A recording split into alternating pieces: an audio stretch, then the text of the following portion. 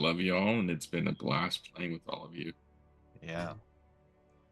All right, I have started recording, so I don't forget to do that. Filled my drink. Should make sure I have some water too.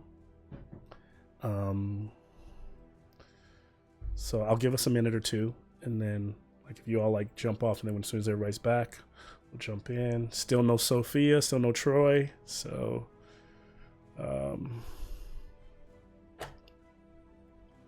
throw out one last sorry Nikki's mom for the season. Yeah, when he starts recording. The final one.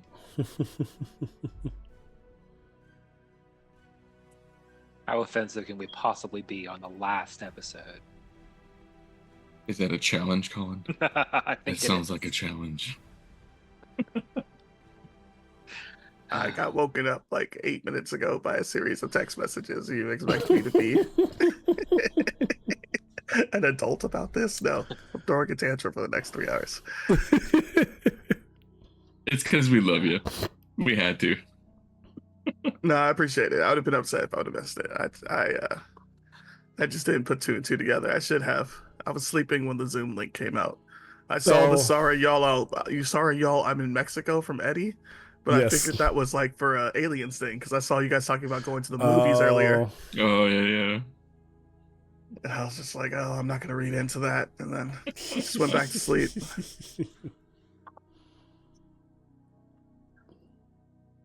Go get some water really quickly. Yeah.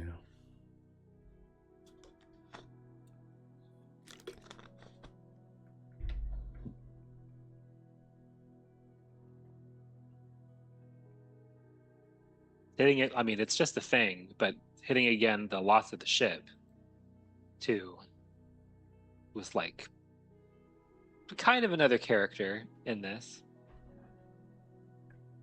Yeah. It's always rough to lose your penetrators. What did we end up calling it? Was it just the hammerhead? I think it was just the hammerhead. Just the hammerhead. We're so boring. Yeah. It's descriptive, though. Yeah. Speaking of which, Nick and Josh, we need to find some name for Other Horse for our Friday campaign. The horse will always be nameless. Horse number 2. Wait, there's a second horse? Yes. There's Jack the Anger Horse, and there's Other Horse, who is clumsy. Yeah. It's not going to make it out of here. If it's not spell scarred, it doesn't count. Well, we have time to address that.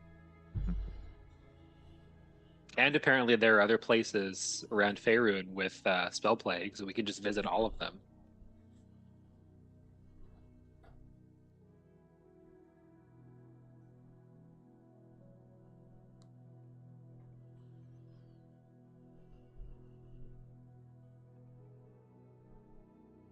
As long as we don't get eaten by a dragon, that is. Worth. Mm-hmm.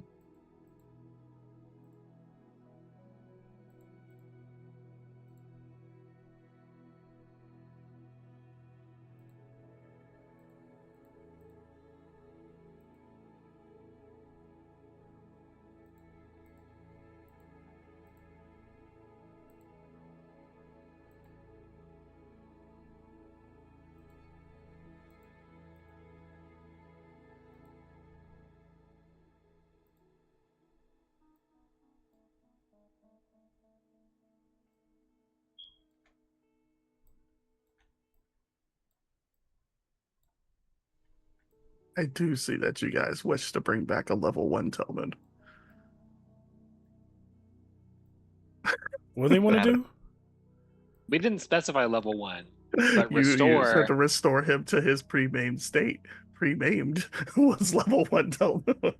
I mean, yeah, kind of. Yeah, but like your bro is a god now, so I could just give you like 100 piety for free.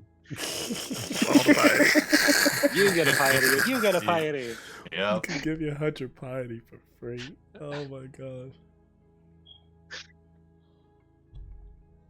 You want levels? I'll get you levels. Just splashed you with stardust. Mhm. Yeah, Telmoon can just be a divine soul sorcerer now.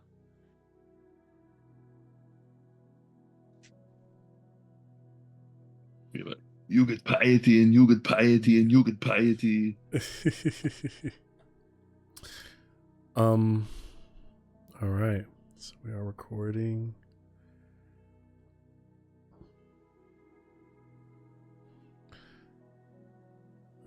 And Jason, take your time. Just let me know when you're there, because I don't know if you want to, like, if you're off your camera because you're doing some, or if you just want to keep off camera. Yeah, I just had my eyes closed for a little bit. I mean, I'll No, probably if you want to just do role-playing and I'm voice, not there. do whatever you want to do. Like, I just want to make sure you're here, so you let me know when you want me to start. Like, that's usually what I go off of. But if you want to go back off, you can.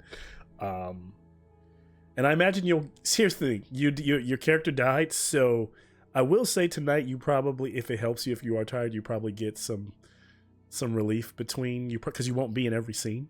But what I will say is I'm starting with you, so Oh, okay. need you Cool. at the beginning. I was gonna say when you call my name, I'll turn my camera on, but you're starting with me. Then I'm here. Roll call. And so we begin tonight's session with a glimpse of something that we saw in the last one. And what we see is the silhouette of two satyrs. A mother dancing with her son under an olive tree. It's evening. The Nyx stars shine bright. Fireflies, or maybe even fairies, buzz around the tree, casting a faint dim glow.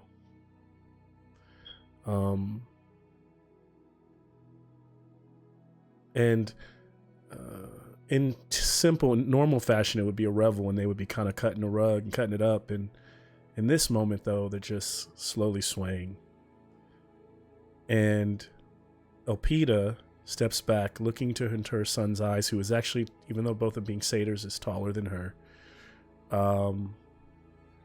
Eyes kind of shimmering with a little bit of glitter, a little bit of kind of a sparkle of tears cresting at the corner of her eye. And she says, "Boy, how are you here? How did you get here?" She looks at her son's face and waits a response.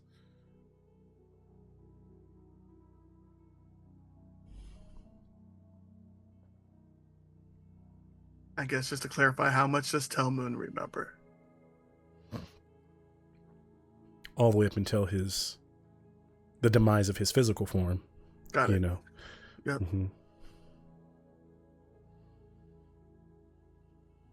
I think Telmoon kind of was in a moment of just kind of pure joy, and then snaps into it and realizes Elpida can talk to him. And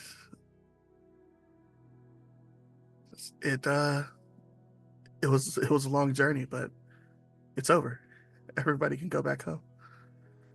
My friends did it. We did it. That's good. You did it. I always knew you could. I still don't know how you're here. How you got here. Like, I'm happy to see you. I'm glad you're safe. I think I'm where I need to be in the moment.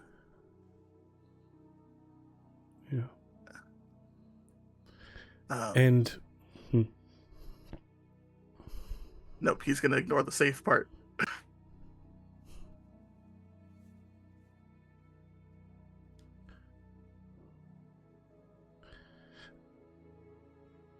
Where does Telmoon think he is?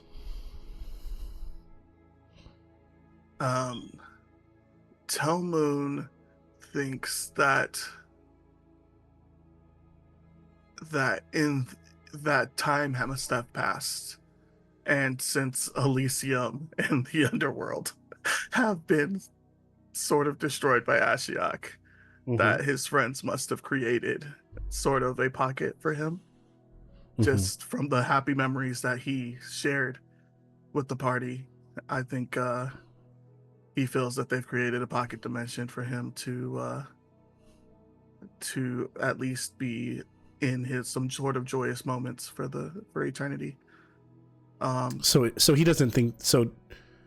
He doesn't think that this is really he doesn't think his this mom. is his mom. Okay, because I thought he might assume that she has perished along with the other. Well, I don't see Jerome. I don't see my father. I don't think, right? It's just me and Elpida. It's just you and Elpida right now. So yeah, I would think that if I would have seen more people, if it was, it's kind of smoky all dead. around you. It's almost like you haven't focused on anything outside of her. And as you start to even think about that, your mind starts to say, well, yeah, maybe there are other things around you. And you start to see silhouettes of others moving around you, kind of slowly coming into the light. Do you entertain that, or do you kind of stay focused on your mom? In the moment, I think Talmud would want to stay focused on his mom and this dance and what this has meant for him throughout his life. But does he recognize this tree? Does this tree still like exist for his knowledge? That's a good question. I'm gonna say he does not recognize this tree. It's a very familiar tree. It's like one of many that grow in the Vale, but not this tree. It's not tied to a very specific place on the plains or where he grew up, and he does realize that this is a newer. It's not a tree that he knows.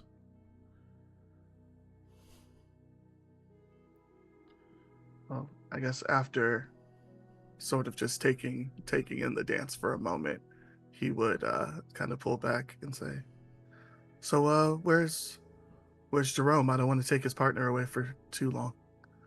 Oh boy, don't worry about Jerome. He's fine. He's at the front of the ship. He'll be over in a second. The ship?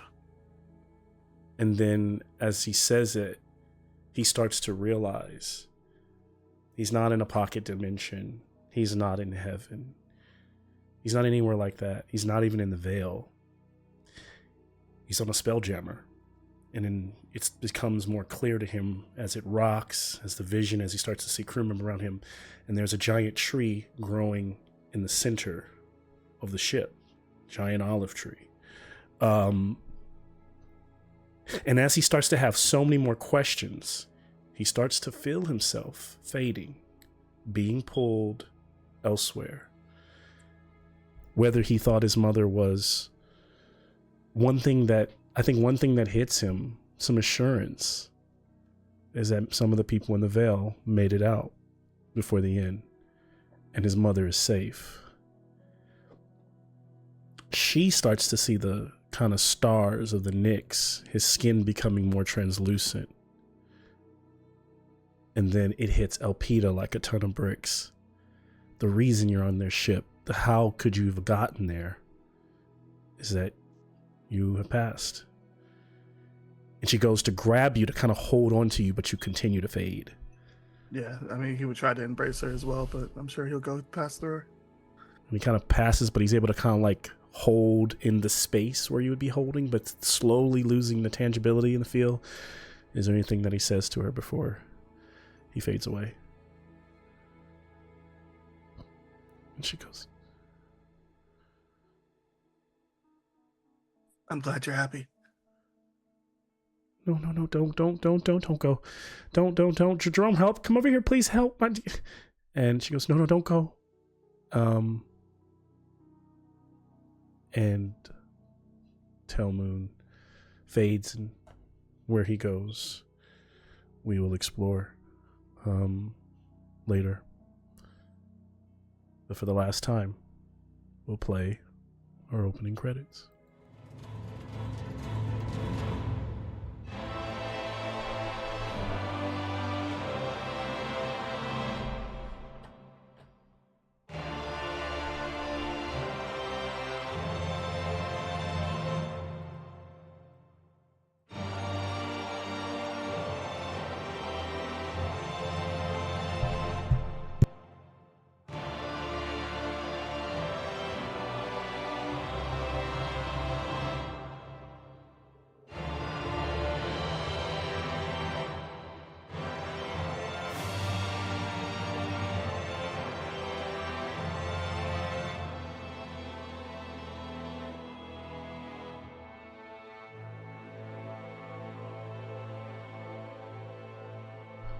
welcome to the epilogue for the Odyssey of the Bronze Bullies. We pick back up where the rest of our Bronze Bullies who were in immediate battle are huddled around the wish, the grain of light.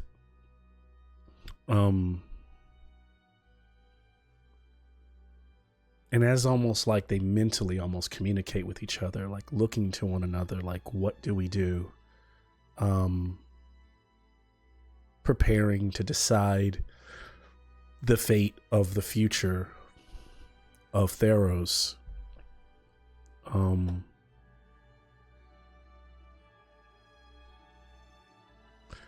Does anyone say anything? Does anyone do anything? Before the wish is made, particularly.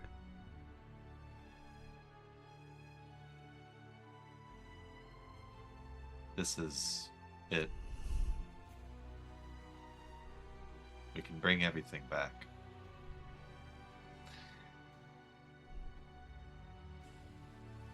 Looks around. Eyes meeting your gazes.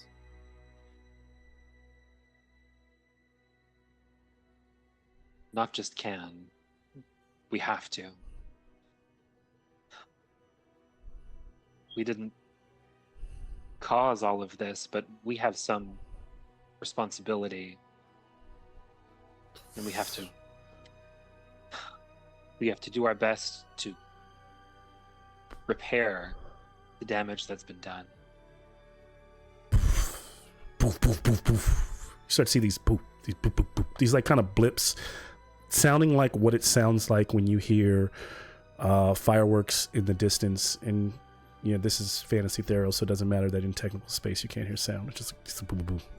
And as they kind of go off, these little flashes, what they are is spelljammers, ships appearing on the horizon, whoop, whoop, whoop, coming out of their like light speed, dropping into space.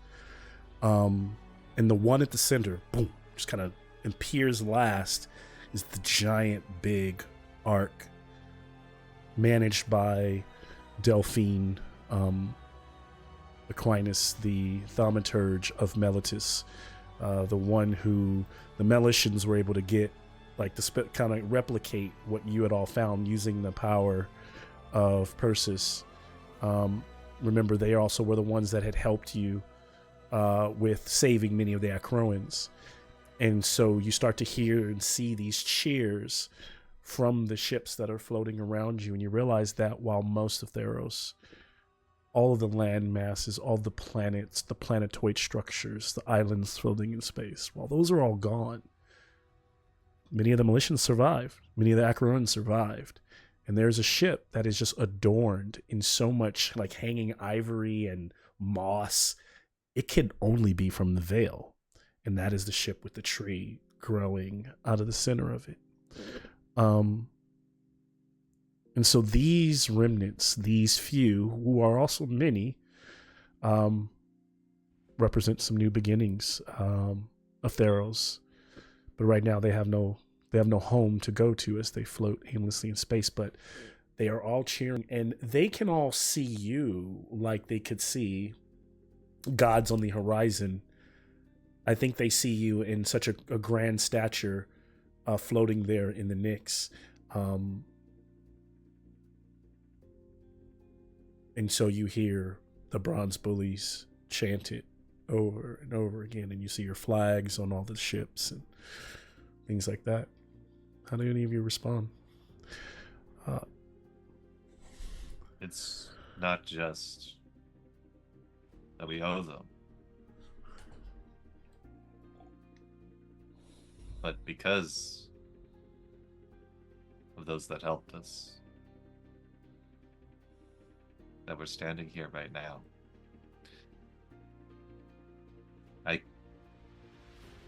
I could feel it.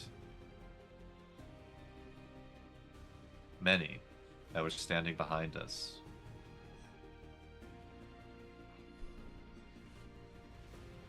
At the very least, promise me that we will be better than those who came before.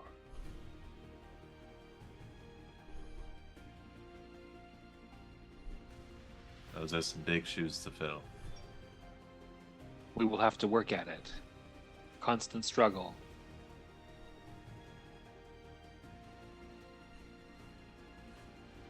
And if we do not uphold what we were supposed to, then we should meet our end. The far end of the clearing.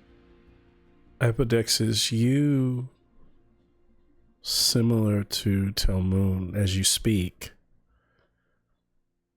as much as you would make for a very ferocious and I imagine what god you would be, you feel yourself fading. You had entered this space already dead, already gone. You had perished in the underworld and you had tracked them through the underworld, and somehow in some the cosmic powers that be allowed you to hold yourself together this long. You crossed over while everything else was consumed and eaten by where the underworld was eaten by the void. You still stood. And so it's not immediate. You're still here. You still have time to talk to your fellow, but you do realize that, at least for now, you have another place to be. You're this form, whatever form of Nyx you are. And you feel like, I think what is becoming clear for someone like Apple, and the same thing that would probably becoming clear, not that he would care about it, for someone like Telmoon in those final moments of wherever they're going, is that all the rules that were are new rules. They're all broken. There's no underworld to go to. So where are you fading to? Right? And so I think that probably fills you with some fear, maybe some excitement, maybe some unknown. But just let you know, as the rest of the Bronze Bullies carry on, you are soon to fade as well. And the rest of the group knows that. No. And seeing Apodexes begin to fade, Persis extends kind of a supplicating hand toward him. We know better than most that gods can die. Sometimes they have to.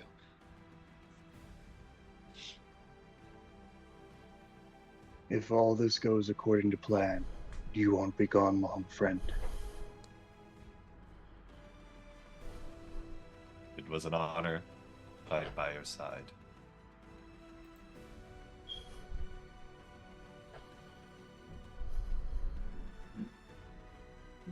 And he just lets out the loudest roar he could possibly muster.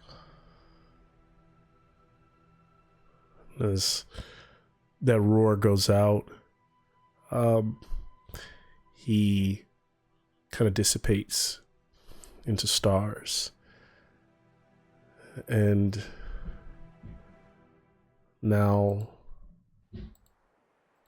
there are but 5 of them now? 6 with Moby. And strangely, there is a sound of oceans in this deep space in the Nyx, as everything is quiet. Almost like the nebula itself is the ocean that you all stand in. Which is mostly nothing right now, but a few blots of stars that have remained. It is mostly darkness. And every little bit of light that's either coming from the ships or it's coming from the speck of light that's inside of, floating maybe within Fitz's hand or whoever's hand that has it, or all of you maybe hovering around it. What do you all do next?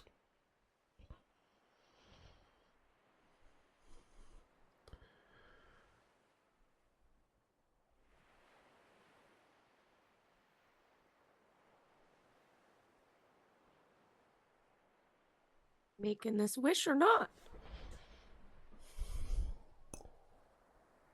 We all know you have the best gift for words among us. Why'd I have to say that? Just I remember bungle that it, it matters. Don't hate me. No pressure.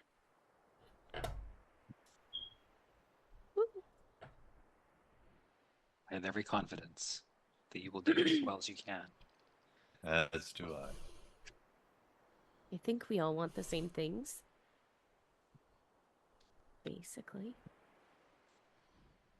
Restoring the world and its people. Fitz, you're welcome to read off your wish as you have written it.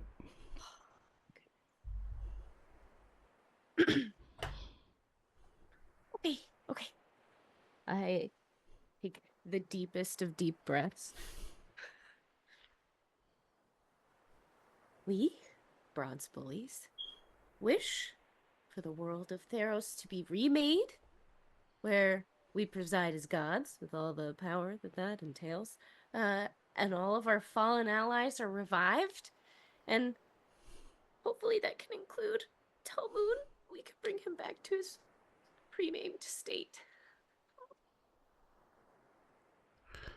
And as she finishes the statement, kind of closing your hand around the grip of sand,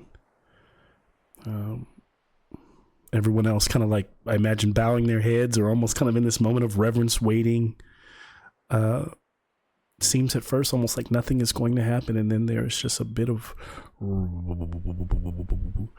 that sound kind of rumbling, vibrating inside of Fitz, inside of your hand, and your hand is forced to open as light emits from all around, almost a blinding light. And kind of air rushes like forward, kind of like almost like pulling you towards the light, and then boom, starts to expand outward. And that speck of sand begins to transform, and it begins to swirl, pushing you all back as it begins to swirl into a cosmic ball of burning gas, spitting, multiplying sand and rock until these things form and begin to, pieces of rock begin to drift, and they begin to smash into each other and get larger. They begin to flatten out. And those gases, some of them begin to create breathable air, and then others form, start to precipitation, and then water begins to fall and begins to create like water masses, and you all are there to watch it all happen. And you find yourself moving through the starry veil, and heaven and earth are separated, and the oceans lie below, and then Theros, when all's said and done, Theros is reborn. And the layout of it, what you see from above and from the heavens, from the starry Nyx that you reside in, is the original landmass that you came to know so long ago. Now watching this, seeing it there, now real, you also start to realize that you feel like you're in kind of a bubble outside of Theros. You are moving through the veil of the Nyx, and you start to realize that the Nyx is your home, and you are somewhat confined here. And what you'll soon come to learn is that as gods, the only way for you to interact with the new material planes that you have created, as the other gods did, is in the form of your avatar of your choice, because the Nyx is your home and Theros is theirs. You find almost a tower or a large mountain erected similar to where it was in Mount Nykthos, in that same location. The mountain goes up so high, it goes through the clouds, and then through the clouds is erected this tower. And at the center of it, you all are drawn to it, where there's kind of like these marble structures, and you would have all known it as the Bronze Bullies, as Mount Nykthos, but the spiritual Mount Nykthos, the Mount Nykthos on the other side. And you realize this is the place where the gods come to talk amongst one another, to have conversation, to decide on certain plans of action for the world below. And so now you stand there. And so what I ask before you all do anything else is, as you've now seen Theros remade, reincarnated, I wonder what it looks like, what you all look like. Are you different? What, and also, who are you? Who are you as gods? What do you preside over? In any order, we can go around and hear who are the gods assembled before us.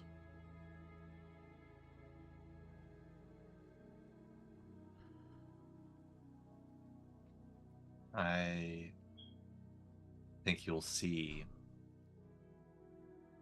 looking over Theros now from a different perspective, is a humanoid looking man, similar to what Bart looked like, but one of the biggest differences is that you would see that the nicks around him would cover parts of the face, the hair itself. The eyes gleam with a mixture of gold and red to it.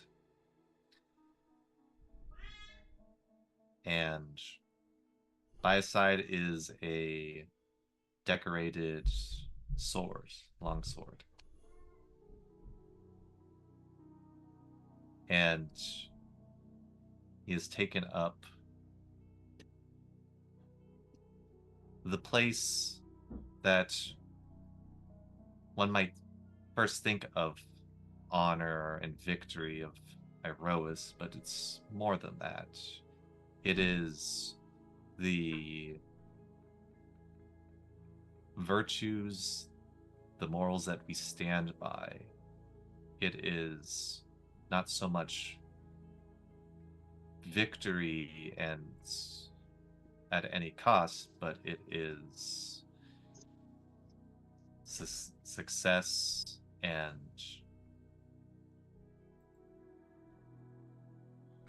in a way bonds.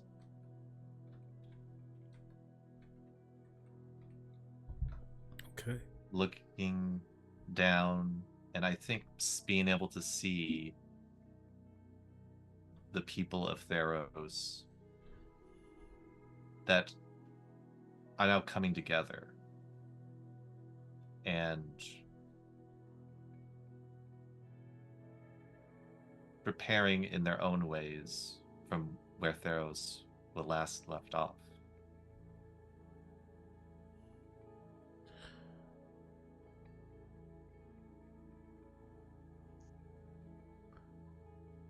As you look down over Theros, Bart, god of virtue, seeing it from as the clouds are wafting over, almost for all of you, it's almost like a tabletop of your own that you could stand around and see all of it from this view. It is a miniature set that you can zoom in to the highest detail at any given moment. One thing you realize, Bart, your home of when you were what you would call yourself when you were immortal, Akros, it's not there. Neither is Meletis. Neither are many of the more the memorable landmarks of the map. You can see that there are scattered remnants of humanity across Theros, and they are in their very like prepubescent, like they are in their child stage. They are fire gathering, they are villagers. The group that is doing the most or doing as well are those on the coast where Meletis would have been. You see the gathering of those flying ships. You immediately know, all of you know those to be those who survived the old world, who are now in the new world. But you realize Theros has been remade, but not exactly the way it was. It's almost in a time pass. It is starting over. It is getting a full breath to begin again.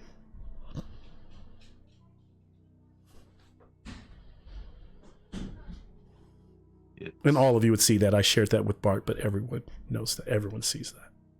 I think he would comment, we'll have to do our best to raise this new Theros.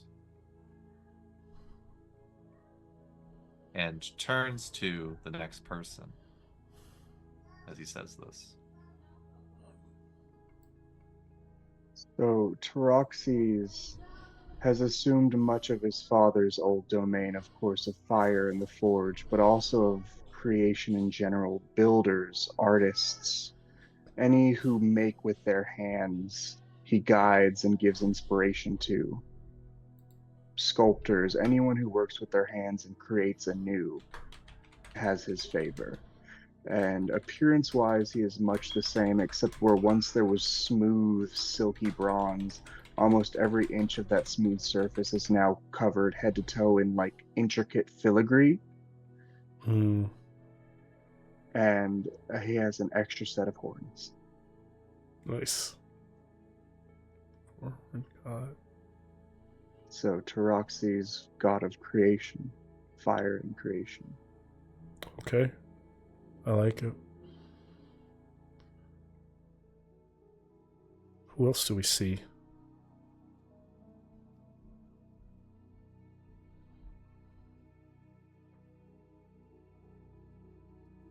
I think in response to Bart's comment, Persis would walk up to stand beside Taroxes and say, I think we probably have some ideas on how we can improve things already. And Persis, instead of her kind of scrappy like sailor's uniform, is now in more of the classical like Greek goddess dress with like the fabric gathered at the shoulders and it kind of flowy but secured with a few like belts and garters. The garment itself is a bright white color but kind of shimmering with a little bit of a rainbow effect and kind of sparkles. Her body looks much the same, but her skin color, instead of being that the turquoise with fading to bronze, she's darkened into like the deep blue of a starry night, with even like somewhere in between the twinkling of stars and bioluminescence of the deep sea, and still with the fins, and some accents glinting with a dark bronze color.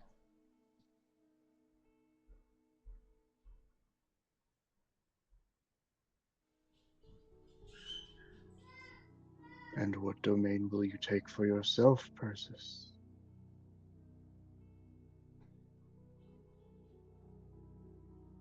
I was much indebted to your predecessor, but I think I will go my own path and be the voice of reason.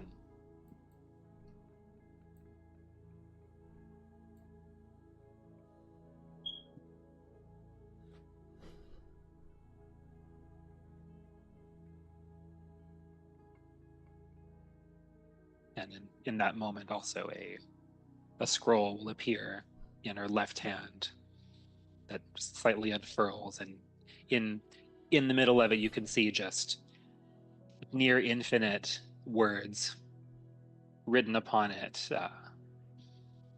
constantly shifting as the ideas of one and all are gathered there.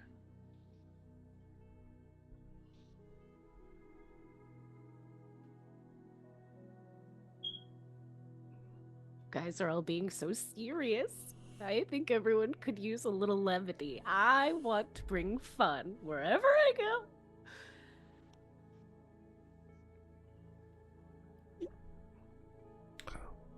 How does Fitz do that? Does she?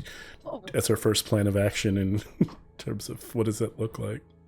I think she's gonna play hide and seek with absolutely everyone.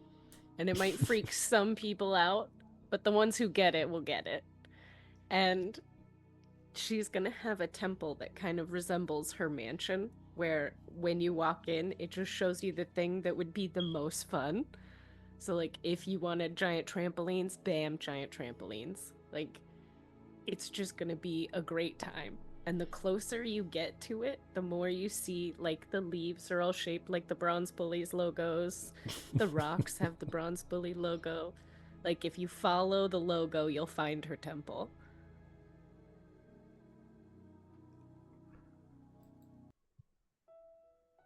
And so she forms this mansion, and while she's also describing, her place, I think maybe who before Fitz, before the hide and seek,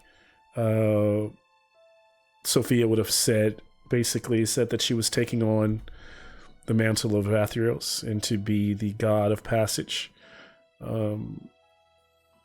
She would like to make sure that those who die, as death is still a part of this world, can get to where they are supposed to go. And from there, she asks her brother Zen to take on the mantle of the god of death himself, and Zen obliges that he will help manage the dead, and he will manage the domain of the underworld. And as they almost speak it is all being created. They ask the Dreamwalker, who materializes a short distance away, kind of flowing with all that Nixian dreamlike energy, to be the adjudicator or the judge of where souls are to travel. Is there anything that the Dreamwalker would add?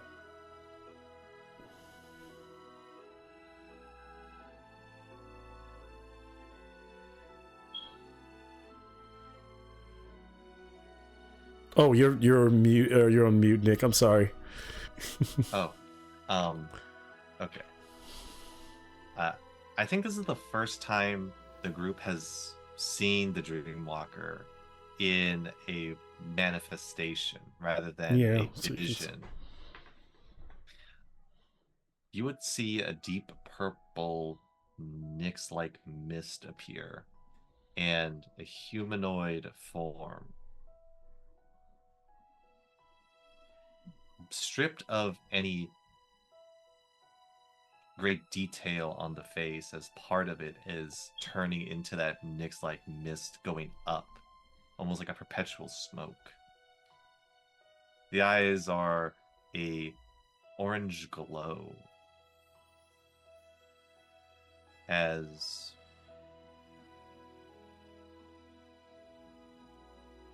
they move closer to you all.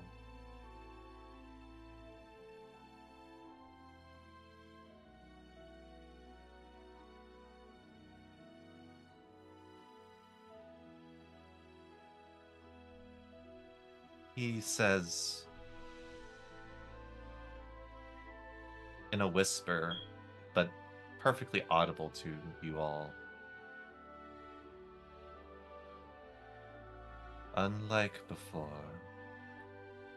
there was much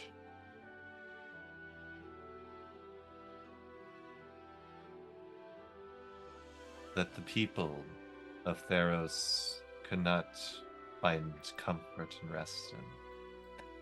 There will be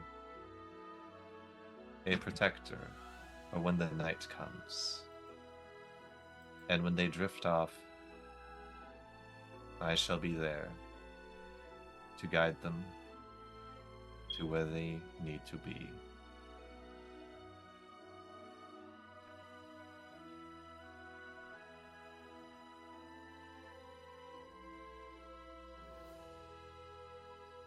I hope that means you're cutting back on nightmares, because those are terrible.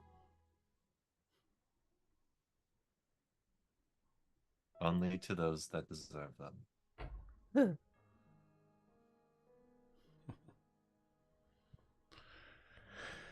And as Fitz has forced them to play several rounds of, or continuously popping out, whether they hide or not, I imagine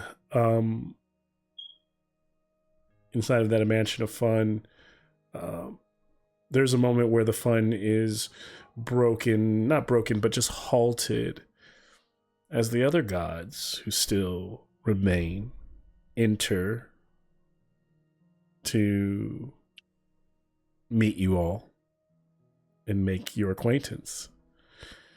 The one you know the best, the four-armed deity that is almost the Nyx himself, Krufix, enters. Still a being alive and well, whispers only.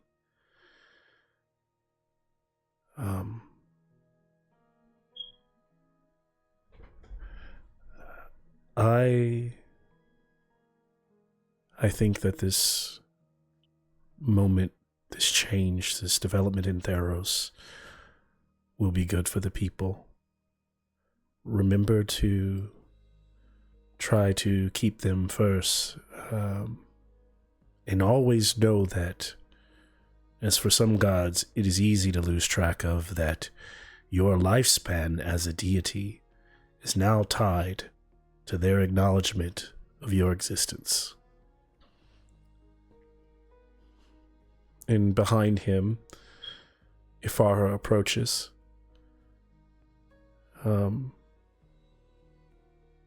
She's looking down over Theros, and she goes, "I can already see my kind freezing in the cold. They have the fire they need, but I will give them the inspiration for the cities.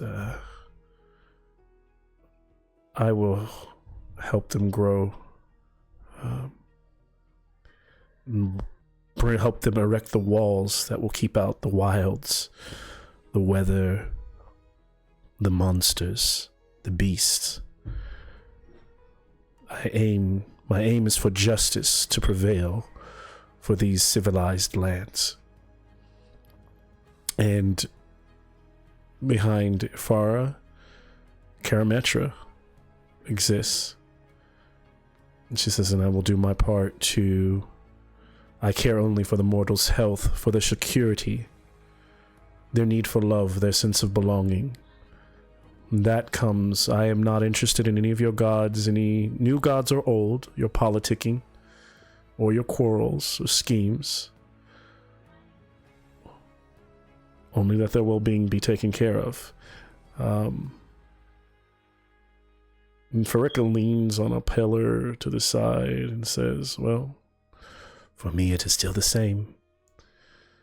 Theros is an endless experiment, and the mortals are my agents of discovery. I will do anything to further my pursuit. My followers are but specimen. But they learn from the medicines, they learn from... So, I do my part." She pours herself a glass of wine from the Nyx itself and drinks. So these gods have entered. Whether you all have words for them or not, you now realize that you are not the only... You do share with the gods, with those who have survived from the other side. I think Bart would approach Afara and go, "With bringing forth civilization, a place for the people Yes. to gather and commune, I will be there to assist in making sure that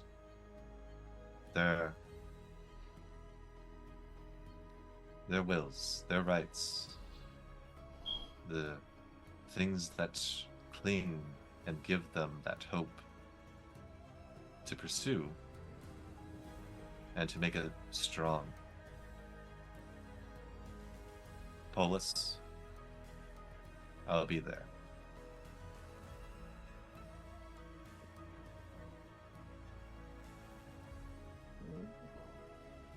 Glad to have you. And she reaches her hand to, to shake Bart's in a form of support and puts one hand on his shoulder. Karanos chuckles from a corner. Lightning strikes. The bald fellow, dark skin, the nicks rolling through him. I will remain my disruptive force.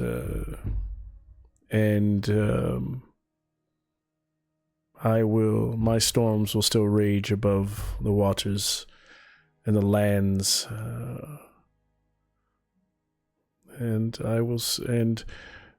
But those bolts of lightning, they will still be hopefully sparks of inspiration for those mortals that need it.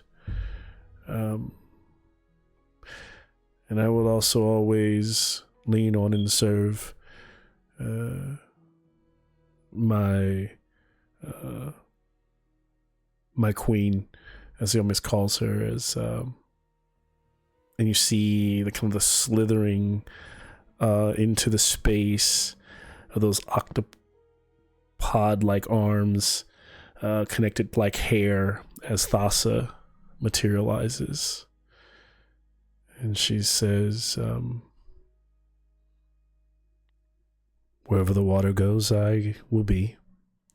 I am never satisfied with the status quo, and I oppose hasty, uncontrolled change, and so I enjoy the constant reshaping of the world, the reshaping of coastlines and trade routes, and now all of Theros itself. So I welcome this. This is perfect, a very welcome change. And for me, the change itself is the purpose. And so, like rivers and tides, I am intrigued by simply the focus of the change that the future holds. And thus, I support you all coming into this space, and I support this new Theros as well. And then she looks to you all and says, for now, and gives a wink, and is no interested in staying, and turns and begins to leave to go back to her waters. You all can take this for what you will, question the gods more, figure out, as gods, do you plan to visit any of your followers below? How do you plan to influence them? What do you do with your time? As you start to realize you're God, like, what do you is there anyone that has any answers for that? I think right off the bat, Bart is working with Afara, where he is not so much going off like the same rhetoric that the old Polices had, but just the more general virtues of aiding your other, unity and enacting those pillars along with Afar, building back up the Polices, or that idea of that. I think that's where Bart's starting to spend his time. That makes sense. And probably isn't spending a whole lot of time chatting and being a part of the bigger discussions with the gods at the moment. Got it. So yeah, he just parts with Afar, and they begin to go into separate rooms of the Nyx to devise kind of plans to help the mortals below, and maybe even going as avatars down below to move amongst the mortals. Kind of see them kind of montaging as they because they're never overtly right. They're not going to erect a city, or they have to just simply move pieces, nudge leaders in the right direction, right? Those down below who are working together. And what I think they would witness is that the leaders of Meletis are trying to reestablish order, and they do see that the Acroans are like never before. The Acroans and the Militians are working together, but they still have separate cultures. So there seems to be, and almost as gods, I imagine that days and weeks and things like that don't really mean a whole lot to you. So you're just kind of watching time expand like you would if you were kind of playing one of those like civilization games. You're just kind of watching it like happen. And so you see that over time, the Akroans are going back closer to, they're leaving the coast, right? To reestablish that space as they would have, whether they're being influenced by the way they would have because of the historical reference, or maybe they're actually using the historical reference, you don't know, but they are kind of reestablishing those camps. You can already start to tell that the mortals are still going to be mortals. So there are remnants. There are squabbles and battles amongst them, skirmishes between villages. They are already warring you, and there's already even talk among them. Some of them doing certain things in the name of Bart versus someone doing it in the name of Taraxis. And so some of the burdens that come with being gods are already starting to kind of creep into your minds through the prayers that you receive and you hear. Anything you want to contribute to that? If I could be allowed a quick addition to that initial Absolutely. conversation with the gods. Because yeah, when Bart was talking with Afara, she would approach kind of sheepishly, like a quick word. Yes. I don't want to seem ungrateful, as I owe you and Perforos my life, my sanity, I remember you. but it also shouldn't be left unsaid.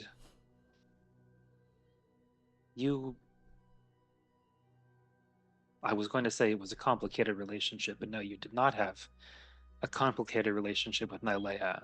You disliked each other. Enemies, even. Yes. We saw the world a bit different. And yeah. And I've always cleaved more onto your side. But it's thanks to the sacrifice of Nylea that we were able to survive to make it this far. And you need to also see that it's only through wild nature that your cities are able to thrive, as much as they're a threat as well.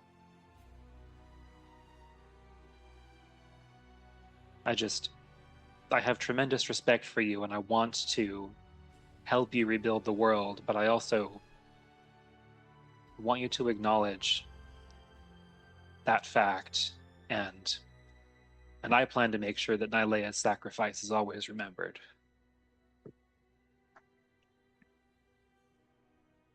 And I would not stop you from sharing it as such.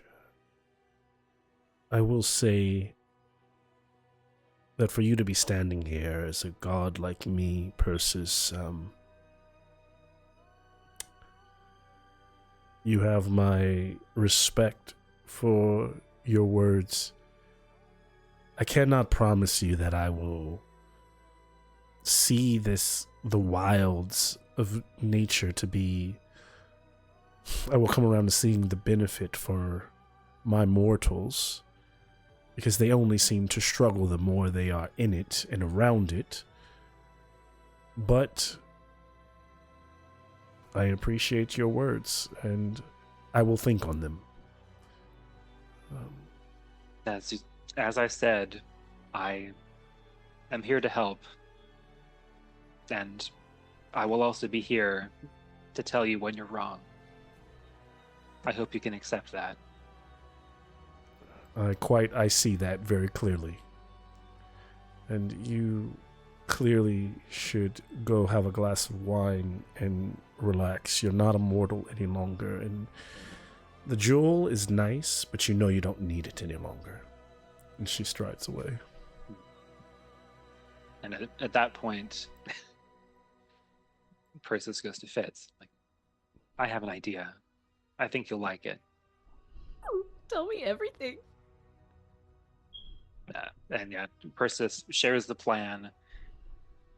On the site where Melitus was founded, what she wants to do is where we all would remember the center of the city, like the most developed part to be, we create a forest, and at the center of the forest leave the remains of Nylea.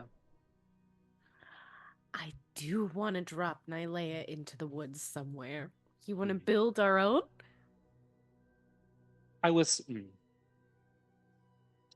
Well, maybe we can moderate this.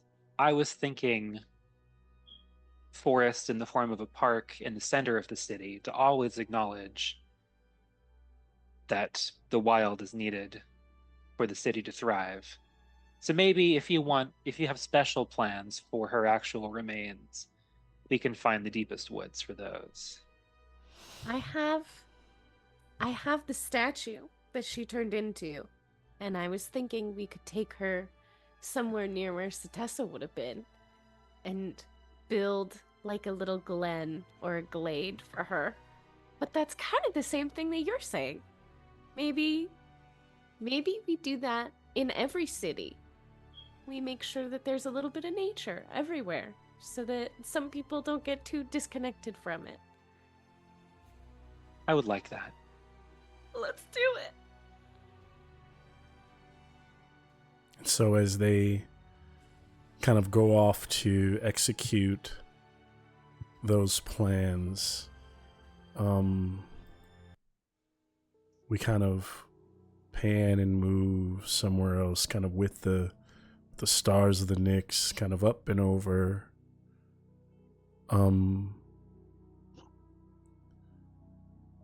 And we find Apodexis standing on a field of kind of a savanna, like very close to home, very much like Oreskos, but he knows it's not Oreskos. The stars of the Nyx are almost too close. Certain things are off, and he realizes it's a demi-plane of sorts for him, a holding place, a kind of limbo. And as he stands there, he hears the familiar footsteps behind him, hoof steps, as he turns as he is face to face with Telmoon.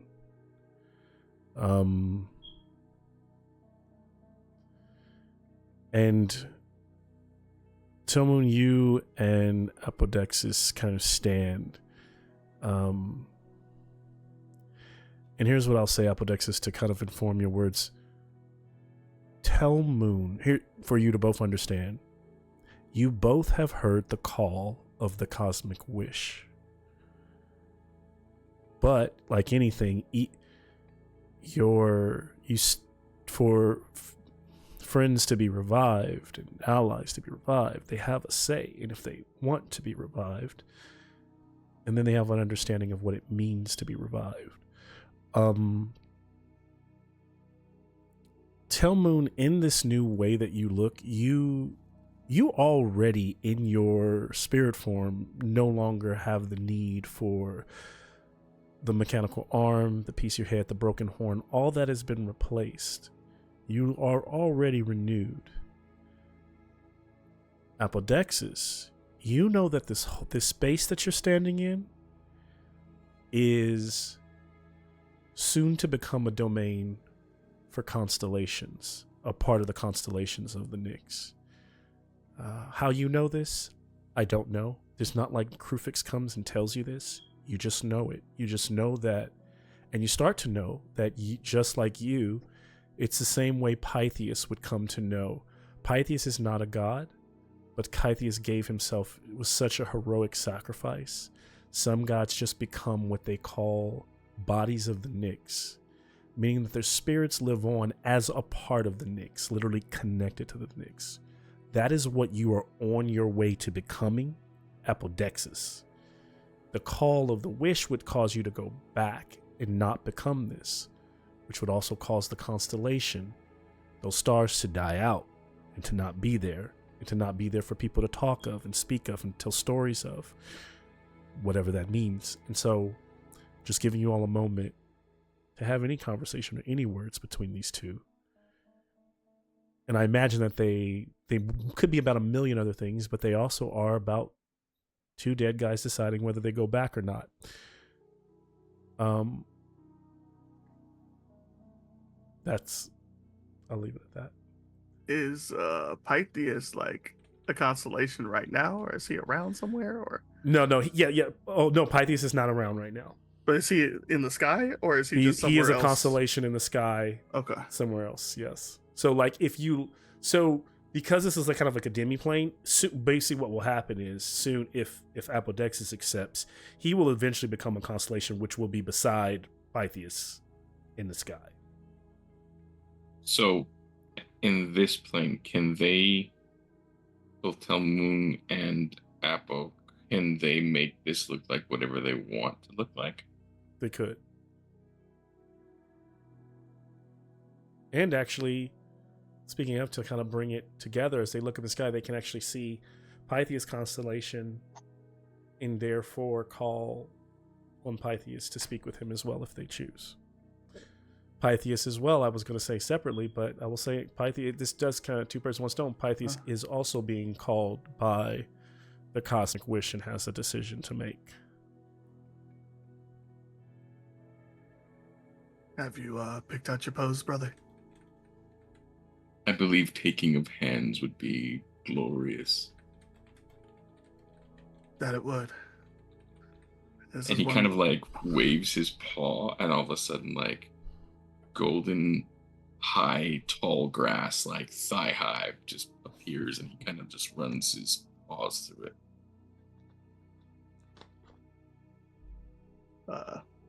Someone will kind of frolic and leap in front of you for the first time.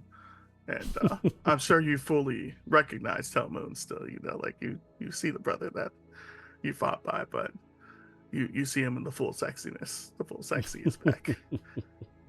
No extraneous metal parts.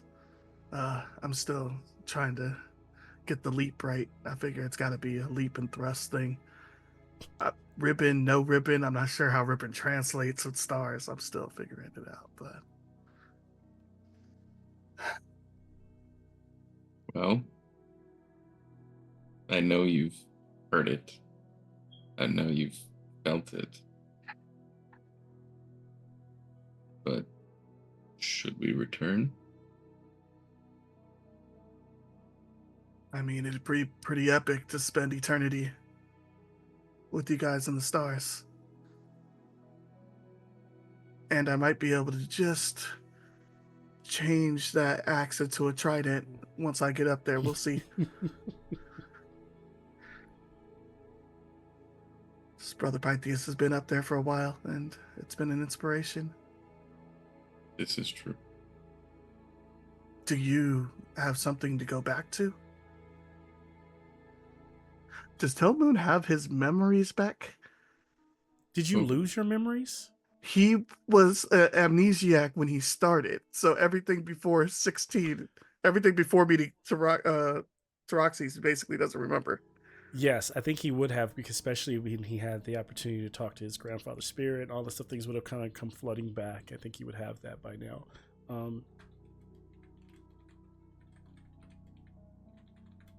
My people are probably going to be the first to resettle. I don't even know if they need help. The Revel cannot die. Do you know what you would do? What about you? I wanted to leave Oreskos. I wanted to make sure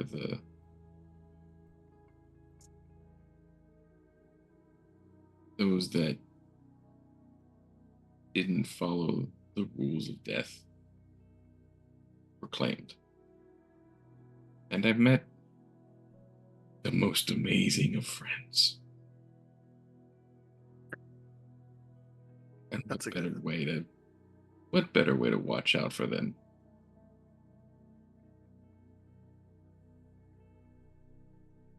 And in the midst of this conversation, you would notice, and the Nyx isn't really like an animated, like with full motion type of thing, but you initially had seen Pythias in his epic heroic pose. I think it would have been him standing up to Polukranos, or some giant monster. That monster, yep. And as this call has gone out, you would see the constellation start to turn as if hearing, and even like the eyes looking down toward Theros, and just the barest whisper, at hearing specific words from Apodexis, you hear repeated, "My friends, my amazing friends."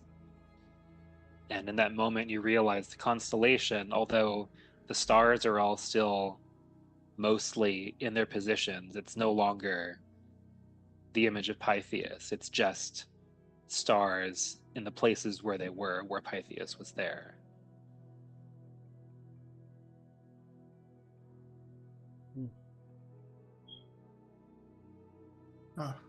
What say you, Talmoon? Looks like Fishboy made his choice. Or back?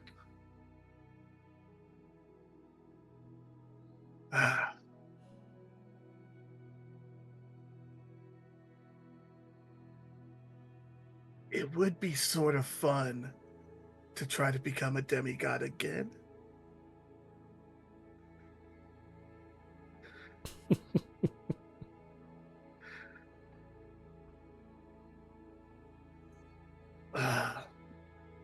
And I think I might have to go see about a girl.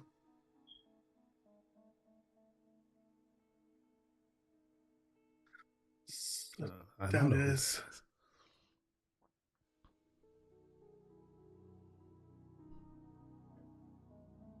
Well, will you join me, brother?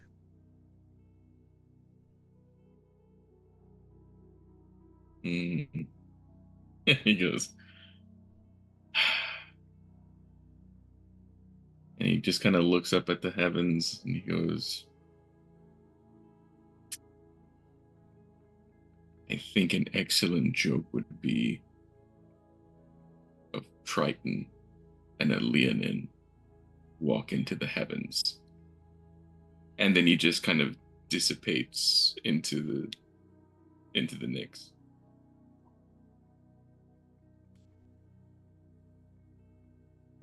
I'm gonna give him his best roar as a send-off.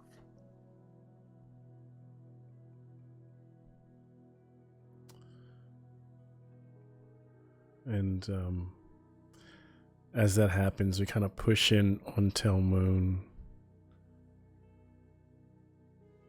He kind of looks around, preparing to make his decision. And then we move to another scene. And in this scene, we find Zen, Sophia, and they are perplexed because Sophia has a new system. The Tartix River is still the Tartix River, and so those who die still need to be ushered, they still start at the waters. But being a centaur, Sophia and her have come up with a complex system has kind of slowly been changing that, pushing the waters out and creating more of this vast forest where these centaurs ride out and meet the souls, take them by horseback or by back, and like lead them to the underworld. But today what they're speaking on with her brother is how perplexed they are that with the wish, they have actually seen there's no evidence of any revived or returned allies on the earth. They have not seen Baraclon. They have not been able to find Medios. They have not been able to locate, none of the gods have been able to locate Apex or any of the Acheroid soldiers who were aboard the Hammerhead who passed. And who also is in this scene, it appears, is the Dreamwalker. Was also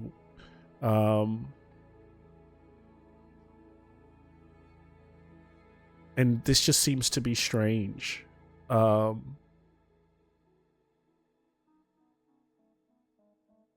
seems to be no sign of those souls who were wished back. And I know that we have no Sophia, so this can be very short, but and I can try to play this, but kind of giving Dreamwalker an opportunity to add his 2 cents to this situation.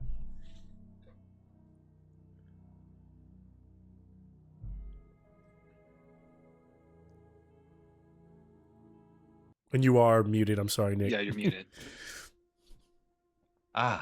Okay. Yeah, slowly coming up to Zen and Sophia as this perplexing notion, this wish for them to be back. This has not at least seemed like it worked on the surface of things. Mm-hmm.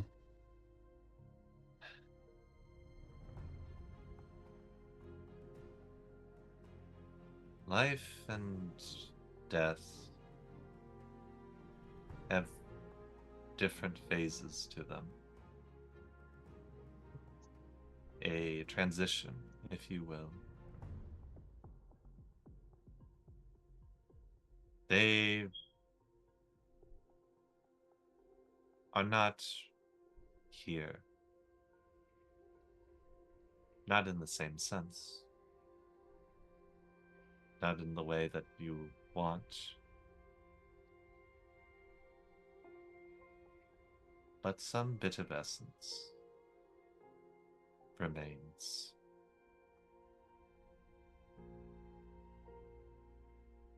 You just need to look closely.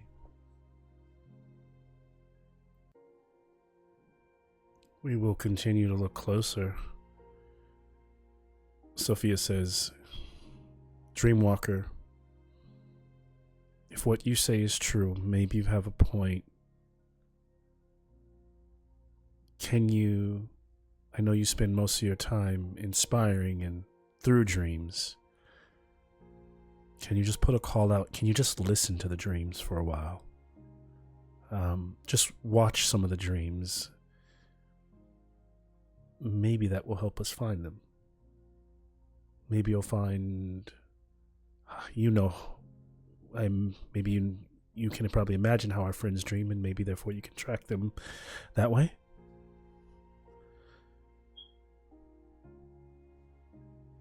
What say you?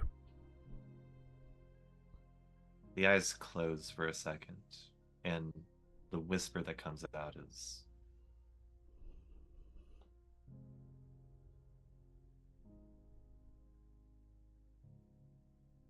a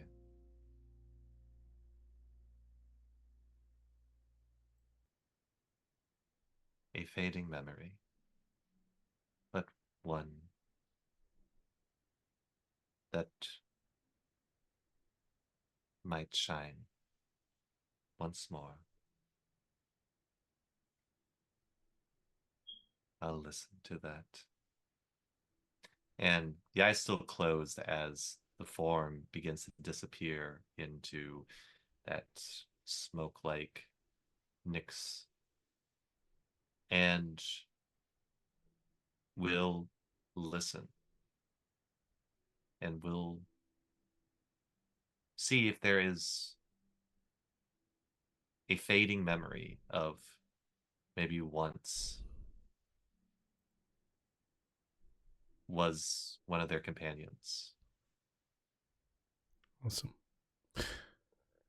We'll take a 5-minute break there, and then when we come back, we'll pick up with Taroxy's building in a mountain somewhere of what he has done on the Earth. So I'm interested in terms of what Taroxi's domain in the Earth realm looks like. If he has one, has he taken up a seat in the old Mount Velus, the volcano? Has he chosen a different location? We'll find that out when we come back. Good game so far. Oh man.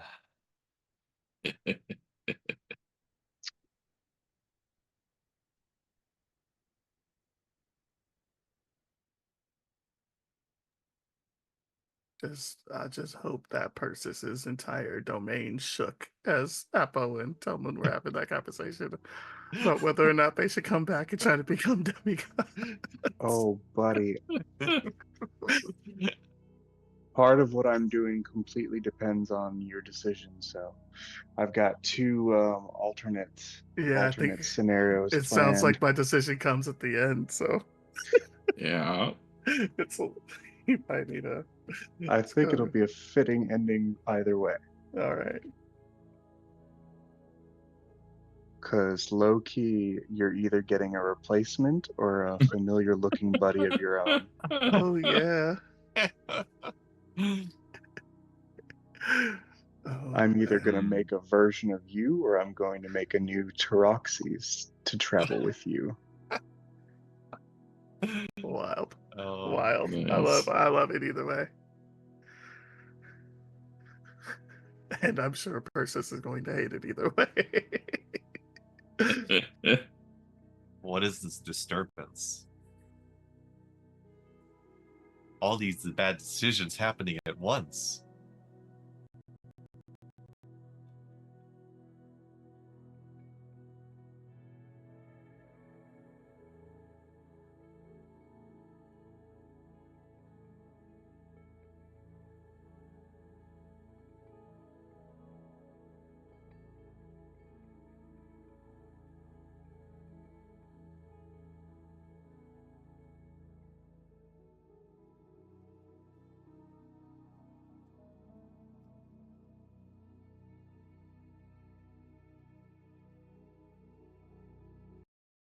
No, baby, don't worry about it. That's a nice line.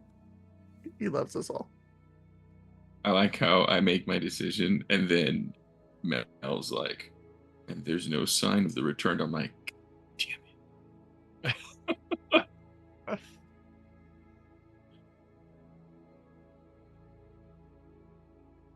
And let's see. Can we see this? Does it work?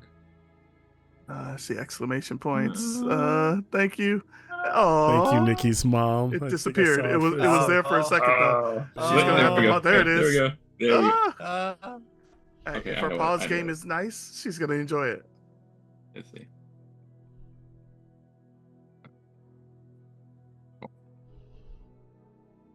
You turn off the green screen so you can get a good close-up shot.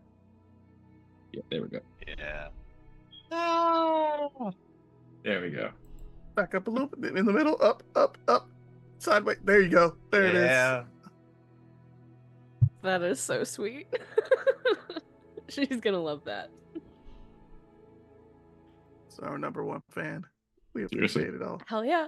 She'll comment in our comments. It's gonna be great.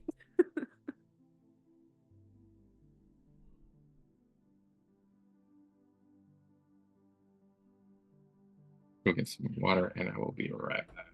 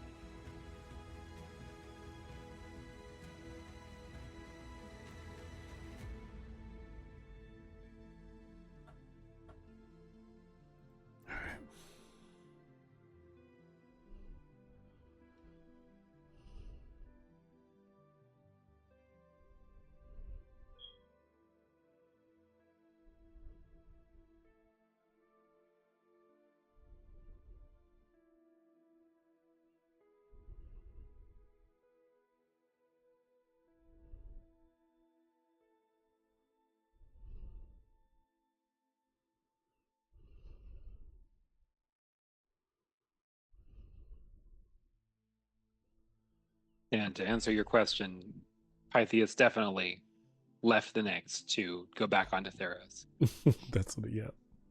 I go complete his spy work. Oh yeah, secret agent. I'm just playing. Don't go complete that spy work. You better go right back to that river and find you that redhead. Thought about it. Yeah. But yeah, you think he would be up in the sky just floating there when he could be out exploring the world? Well, I didn't Even make it as very a clear, but world. each of those constellations are like, to everyone else they just see you like stuck in the sky, but to you it's its own like demi-plane, it's its own like connection. So if, for example, if Apo had shoes, then you wouldn't have been alone. You all could have had this constellation, this group that you. That's what I was kind of teasing at, is them creating their own the body of expanding the body of constellations versus going back, which what they're doing is, there's no wrong answer. Yeah. Appo's just hanging up hands all over the place, getting the decor nice and right. Oh shoot, what's going on with my picture here? Oh man. Oh, let's see, we lost my camera.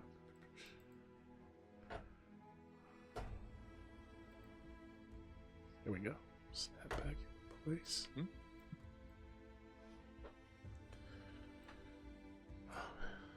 Dude, having one screen is like lifesavers. It's gonna be huge first. Sorry, like I used to have like, because I have the tabletop and then I have two screens on either side and I have one far away, and if I don't have my glasses on, that one's harder to see, and I usually put you all on that one so I can feel like, you know, I try to create the essence for me it needs to feel like you all are sitting across the table from me. That helps me feel like I'm playing D&D, right? It's something very selfish, but it helps me kind of get into it. But I ended up just getting a ultra wide screen, so I can have like notes on one screen and then everything that I run, you know, on the OBS, but it's all on one screen, so it's perfect. Like so you all are front and center, but so is my, like, everything that I need is like right there to earshot. It's been So nice. it's like an ultra wide DM screen. It really is a DM screen. Like, it feels like, if I could use this in a live game, I would try to figure out how I can like have this sit in front of me and like have the players on the other side of it. I totally would. It's great. Yeah, I used to be so against technology before like the pandemic, and now I'm like, I just don't even know how to go back. You should see me like in live games fumbling through my paperwork, because with Dragonbane I don't really use any, you know, no D&D Beyond or anything like that. So like I'm still tracking monsters' hit points. Like, I track them on a screen, but I'm just tracking them on, like, you know, a spreadsheet. Yeah.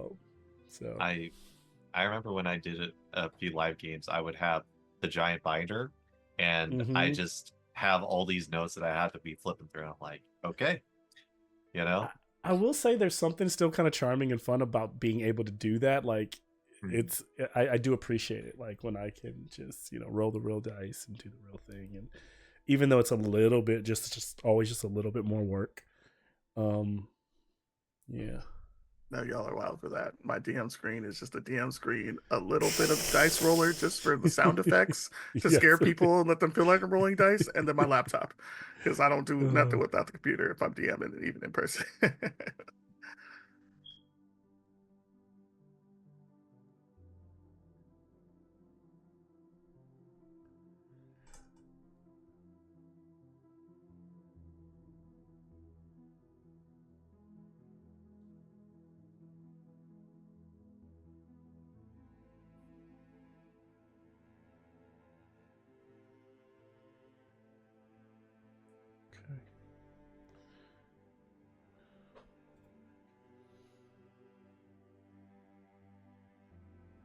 Waiting on Apple. And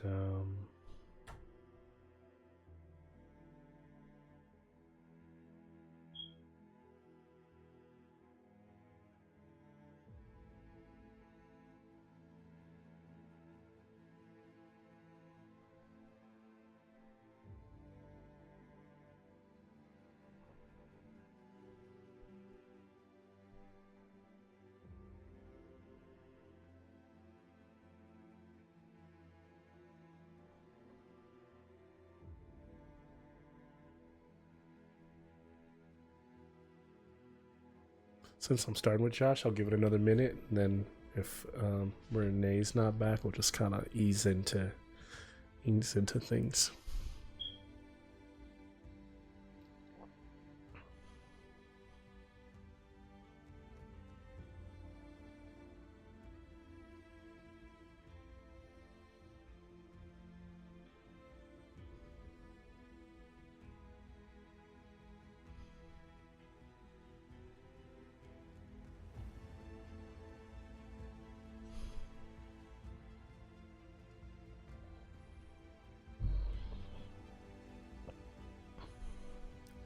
Okay, as we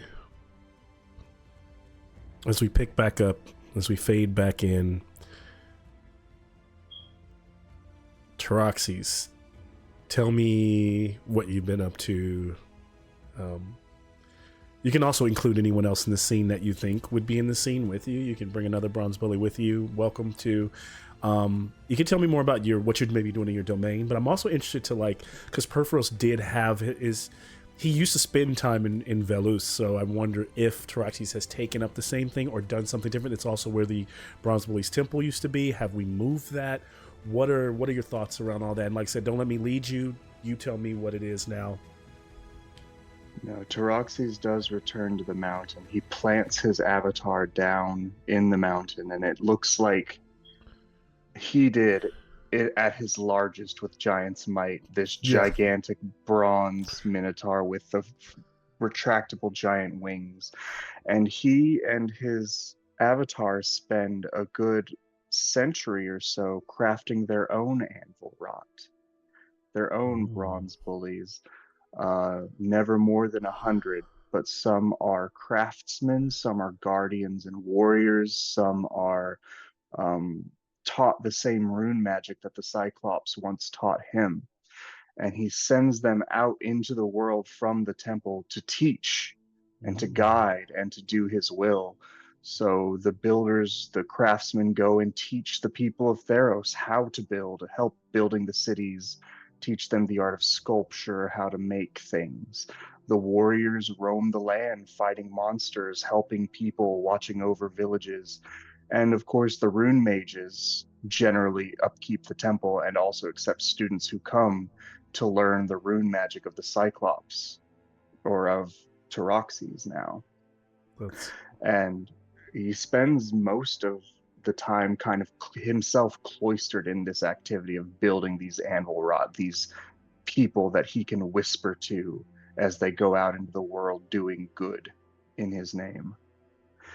Except for the 100th. The 100th he spends a lot of extra time on.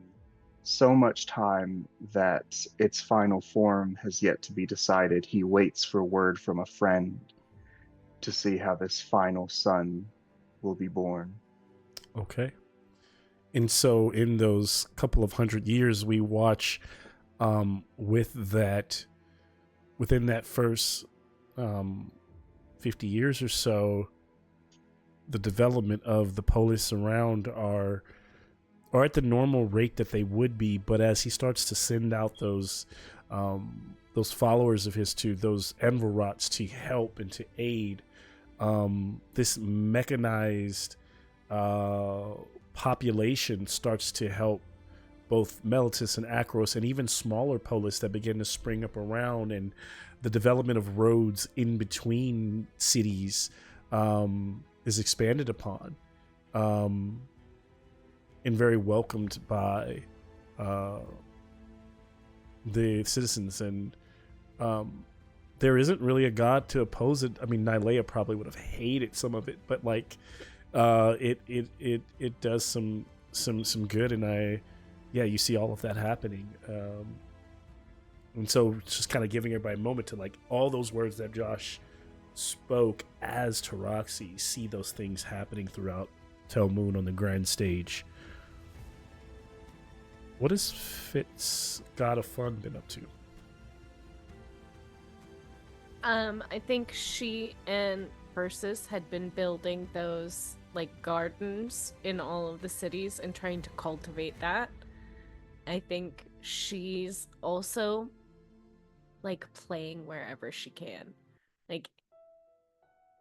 everything, every chance that she can get, she's making something fun.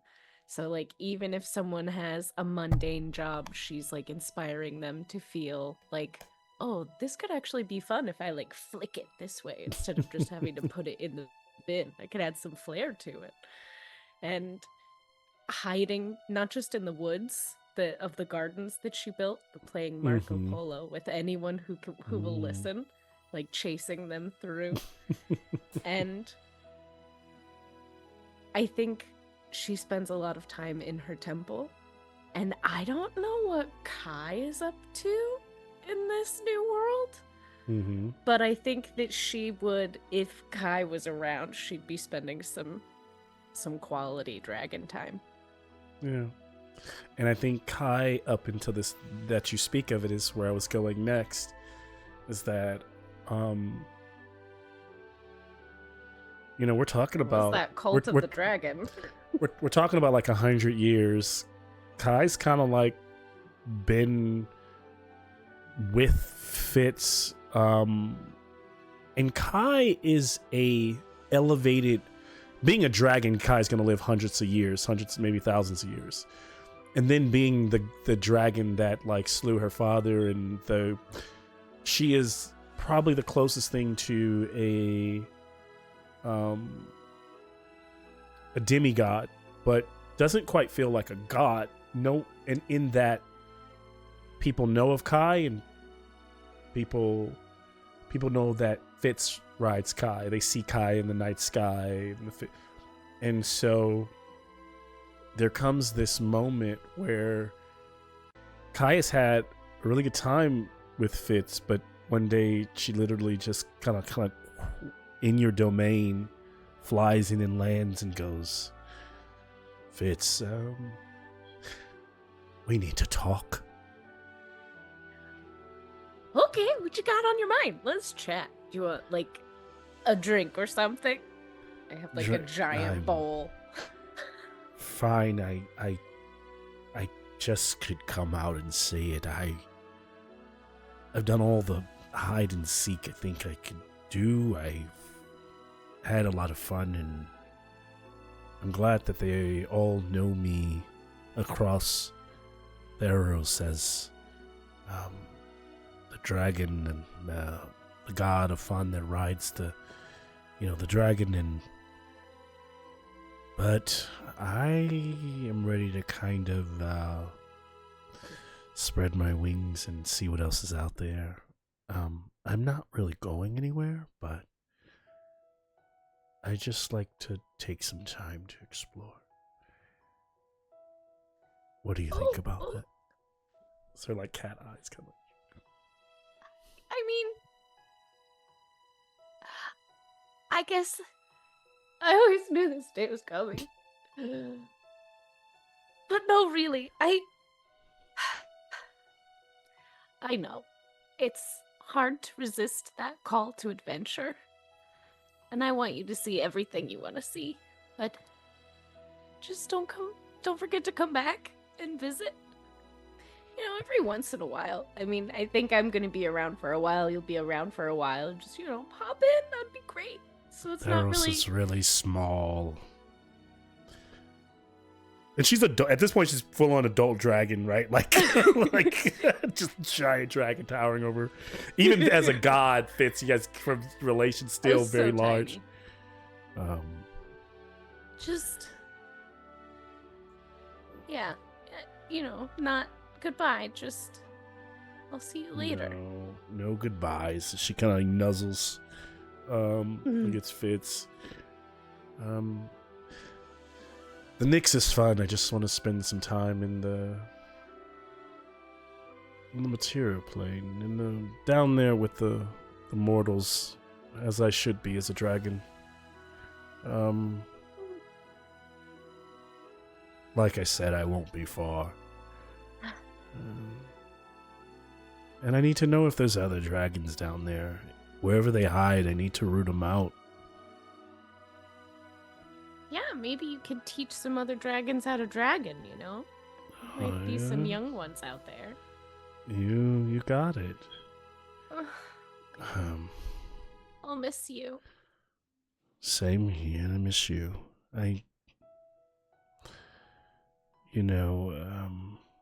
It's not really dragging of me to be emotional about these things, but like I said, I'm not even going anywhere. I'm just letting you know I'm just taking a break from being around the Knicks all the time, I understand. If you hear word about me,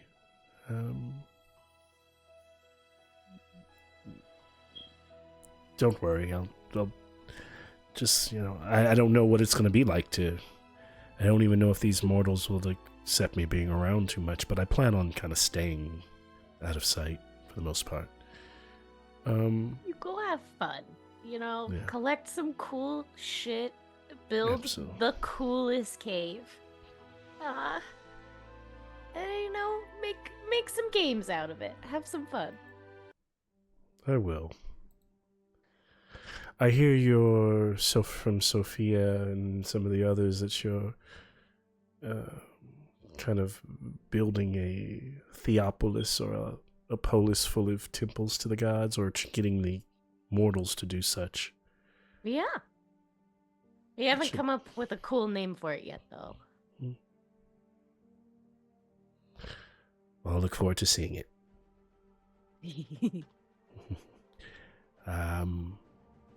Don't be a stranger. Make sure to drop by and play Marco Polo sometime. And I'll do the same. You can't stop me. She grins.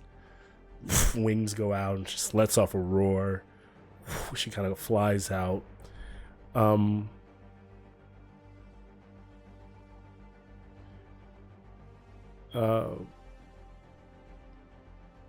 Perforos in Mount Velus.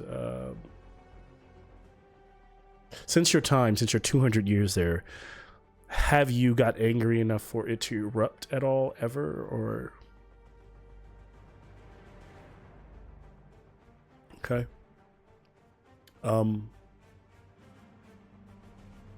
It's a pretty steady flow. Like, lava still flows, but there are no explosions, so it's more like gentle, predictable lava flow. There's a moment when you're in your workshop, and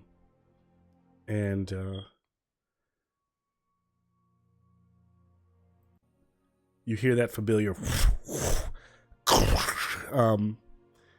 and through one of the passageways, and this is as the avatar of Taraxis is working. Kai moves into the space, and she's like in the shadows, and she turns to you to see the glimmer in her eyes, and she's holding like a chimera, like dead in her claws, and she goes, "I'm moving into my old father's chambers," like through like holding the meat.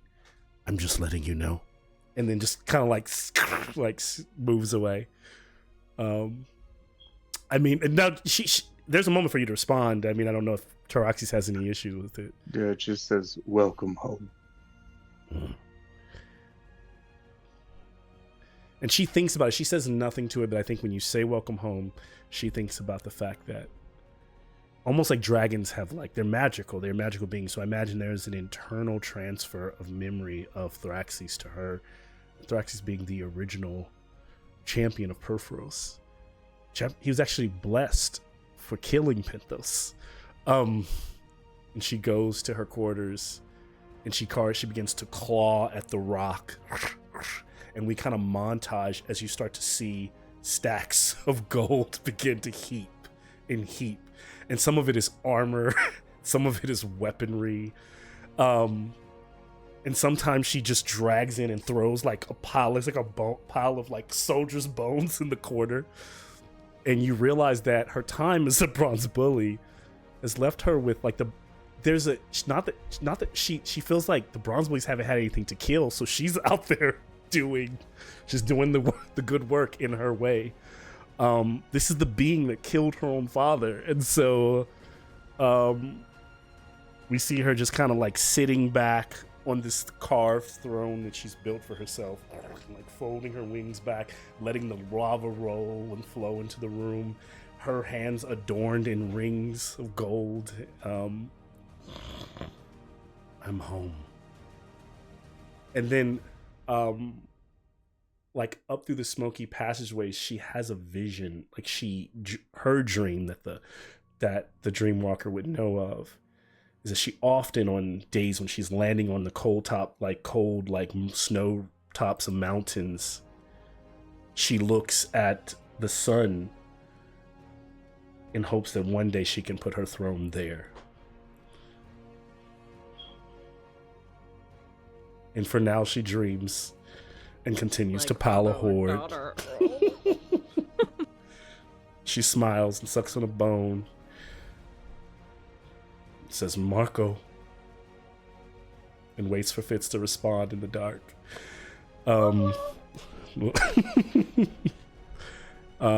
We move scenes.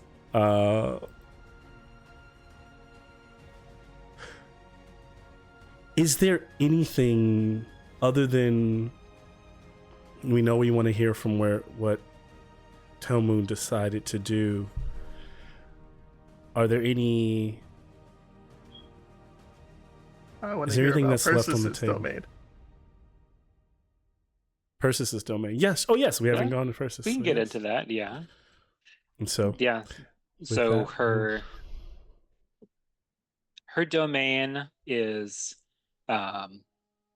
it's this extra dimensional space that, at first glance, it seems like an infinite extension of kind of the Roman Forum, of these gleaming marble columns, like polished and geometrically perfect, and these spaces where people can speak, and there are, carved wooden chairs with velvet cushions and lecterns, places to display information, but it's really, apart from that, like that, the forum aspect is really every space in Theros where there is, where people argue together about the exercise of power. But it's more than that. There are also chambers that are like classrooms. There are chambers that are like a forest glade where you contemplate the actions you're going to make later on in stillness. There are libraries where knowledge is gathered and people research and form their opinions, and it's this kind of boundless realm of thought. Each room of it is a reflection of some space in Theros where this work of thought is made. And Persis roams this space, and chiefly the way she acts is not so much appearing in these places where decisions are being made, but just the subtle influence, some kind of inspiration, or perhaps some speaker being there, reminding someone of the viewpoint that they should have made already, somebody asking questions, leading somebody to the correct viewpoint. And so it's this subtle influence to help all of the people of Theros to use their minds and think instead of feel, to come to good. And not much more than that. Just that's chiefly where she's spending her time, is trying to guide people on the right path through this subtle manipulation, if you put it that way, but in a positive aspect. So what I'm hearing is almost like she's almost polar opposite to Karanos, which is inspiration from like a chaotic inspiration, like I need to do something, whereas this very thoughtful way of getting people to think, that she is influencing, and she's in those rooms with families, leaders, those who are making decisions that help, I guess, right certain civilizations in certain directions. that's kind of maybe where her influence, would you say? Let me know if I'm off. Oh, I think Persis froze. Or Colin froze for a moment. Colin did freeze. Oh Yeah. no. Hopefully don't lose him. Well, Colin, whenever you... that was an interesting point of thought, so hopefully get you back soon. What I will say, yeah, we lost him. He'll come back, so once he logs back in, we'll get imagine the screens will pop back in when he logs on.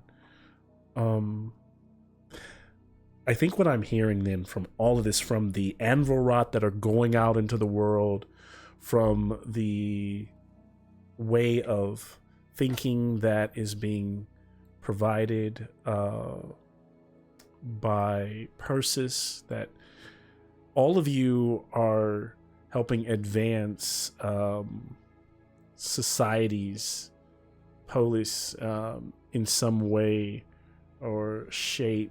Trying to play musical chairs right now. Yeah, sorry. And I think as my you Zoom crashed. Yeah, no, it's okay. We saw you drop, and then I was going to ask you some more questions, but I was like, so what I was trying to like kind of continue on is that. So what it sounds like I'm hearing is that, Persis is there helping influence those important decisions that help like maybe mildly influence the direction that societies and civilizations go for their best benefit. And so what I was kind of going on is that all of this, with Persis' influence, with Taroxy's influence, by having these anvil rots that help in society, by Fitz when things get rough, like making sure that there is this injectable amount of fun, and then Bart to make sure that there's certain virtue to decisions that are made. Now, this doesn't always look perfect because it would be a utopia. There's a darker underbelly to this that you all are starting to see that you can't really control. We're not going to focus on that today, but in its overarching look, it looks really good. And right now, in this first couple of 100 years, you all are doing a damn good job as gods. And getting a lot of praise for it, that it's kind of expanding your domains and your lifespan. With that, though, technology is at a level that it was never at with Theros, because now, with some of the first people to land on the new Theros, they all had access to Spelljammer understanding and technology. And while there are, what has been tough to find are the certain type of rock or gem that could power one, they are still starting to explore, and you realize you have followers who are already beginning to explore the stars and to get very close to the Nyx, to get very close sometimes to your domains. I don't know how you all respond to that, or what you think about it, or whether that is something you encourage. Some gods might want to confine their followers or keep them from leaving said, sandbox. Are there any concerns from any of you gods? So just I think that if there are passers-by from like leaving the Theros space, I think that the first few times that it happens, I think Bart's avatar would not so much give them a warning, but say that danger and trouble has come from the outside, and there are forces that you should not mess with. So Taroxy's be kind of against his ethos to discourage the kind of creativity that like fires that progress.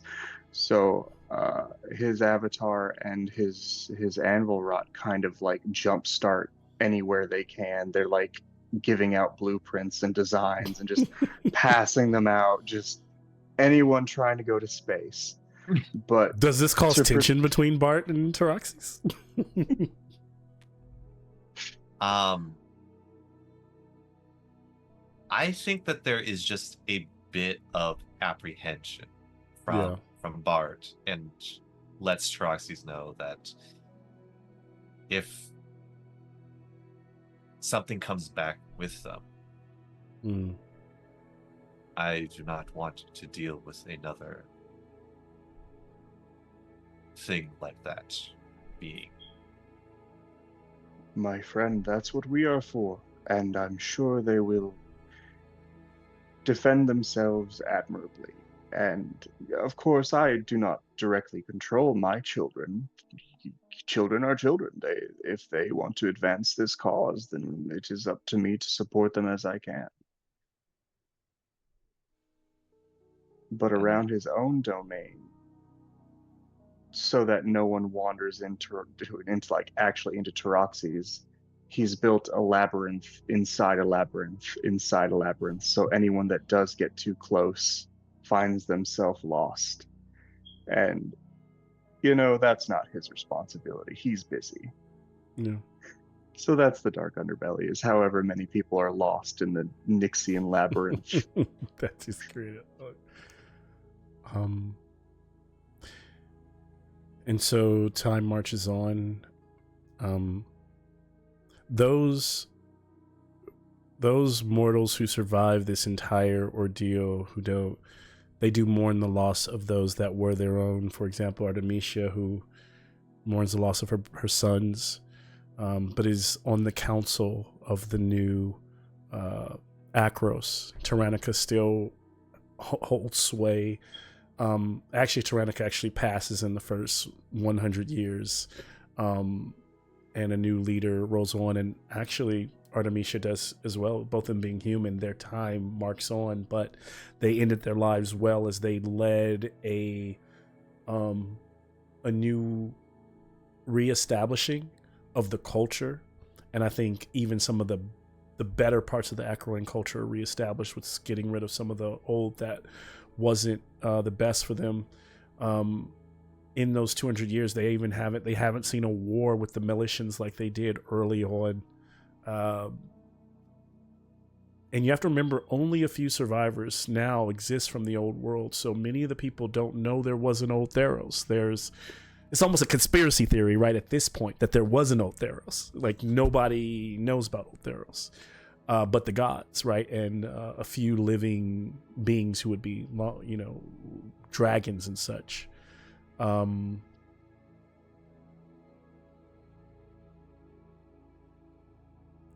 I think that if we go on a long enough timeline, all of the NPCs or characters that we know would be past. And we've been talking in grand sweeping, because as gods, that's how you move, grand sweeping strokes of a brush. And all of this has been happening in different times and periods. And so I want to go back to everyone is still alive. I want to go back before Taroxys got us to 300 years in the future. I want to go back to year 2 or 3 of new Theros, if we want to call it that.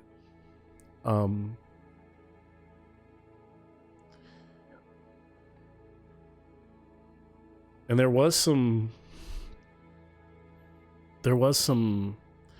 temporary concern and loss of hope as people saw some of the constellations disappear from the sky. But I would like to move into a scene where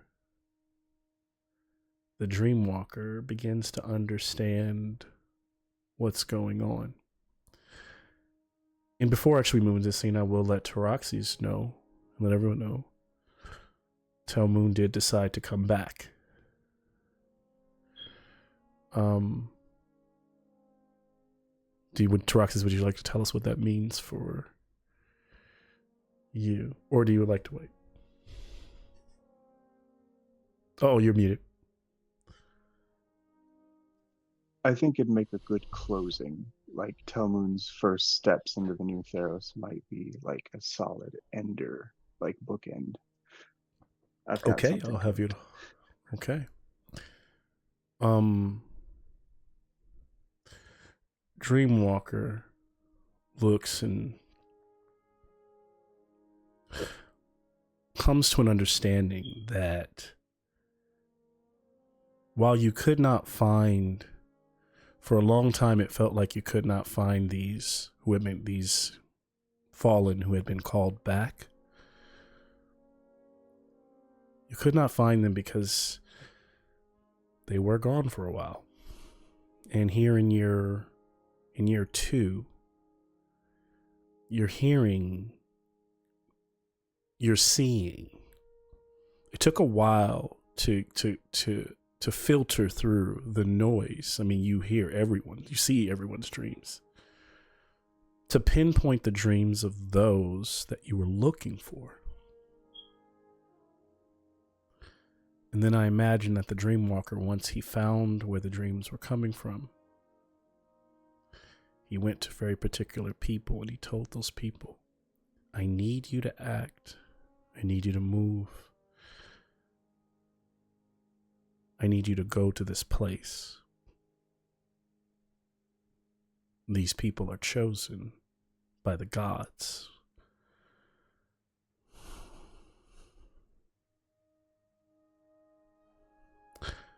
Somewhere in the Vale,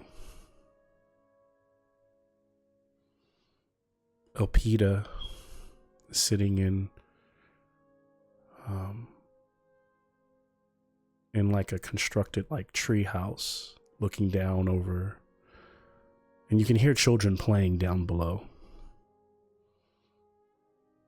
And Jerome's go, baby, what you looking at? Come on back in here. Well, I thought we were having a little bit of time off. Like, and she says, no, come here. He goes, what? She goes, look. And whatever they're looking at, you hear children playing. She goes,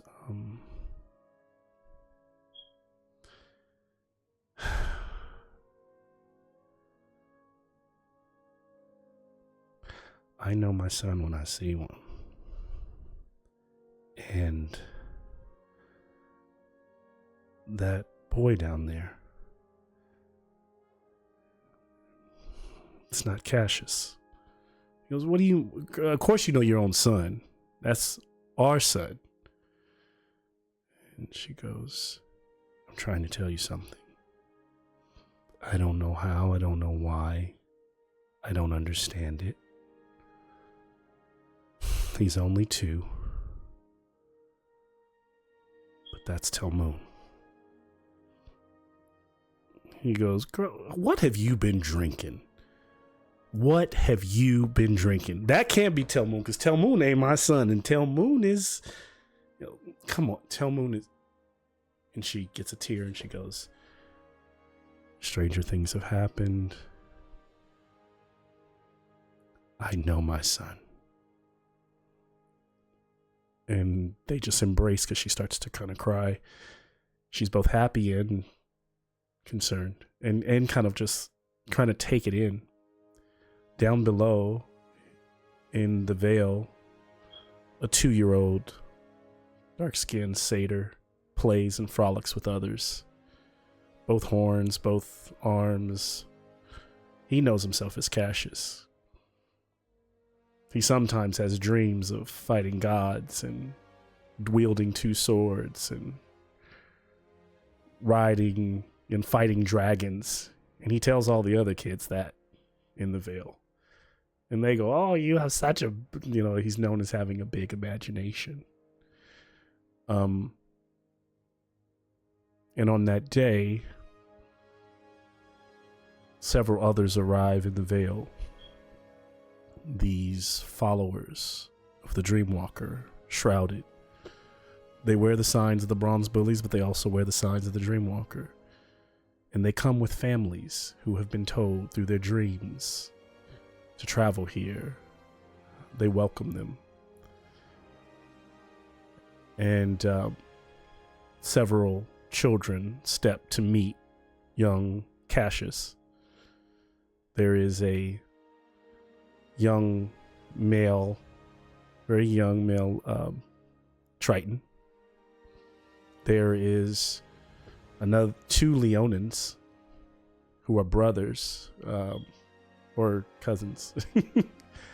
And they all stand in front of each other, like looking ready to play with like wooden swords and such. Do they say anything? I heard hands taste really good. Yeah. Let's go play. Come on. trying to do like the heartiest like roar, but it's a little high pitched still. Let's race. That's hands taste good. That sounds gross. Here, let me try. No, I think I have to bite your hand. I think that's how it works. I don't like that. Let's get him. That sounds like fun. Yeah. I guess Telmoon would probably run off with these kids, leading them into the glade where he sometimes probably hears the occasional odd word on the wind. It's just a place where he tends to play for no reason. Yeah, while Telmoon plays and grows, there is a watcher in the forest at all times. A large bronze bull waits for him to come of age, so that he may teach him all he once knew. The very first anvil wrought Taros, the bronze bull, waits for his friend to come of age so that they may go and adventure.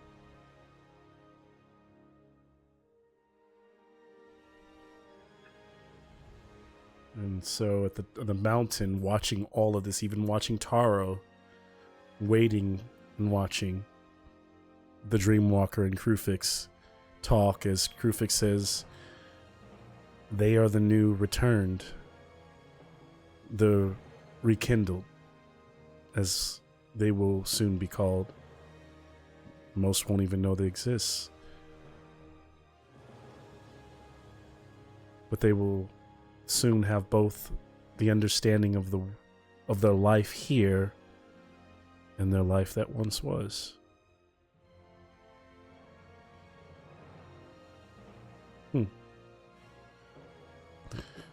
This is fine with me. Thank you, Dreamwalker, for locating them. Of course. You see that the Dreamwalker stares a little bit longer on the scene, and there's almost something there, but turns back to Groovefix and says, everything happened as it should have.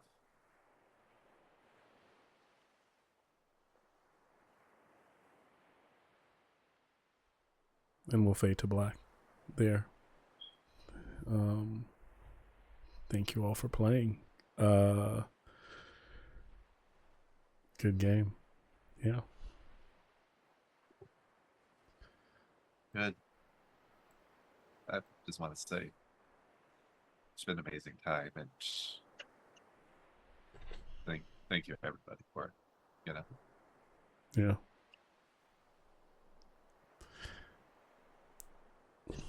Again. Thank you, Nikki's mom.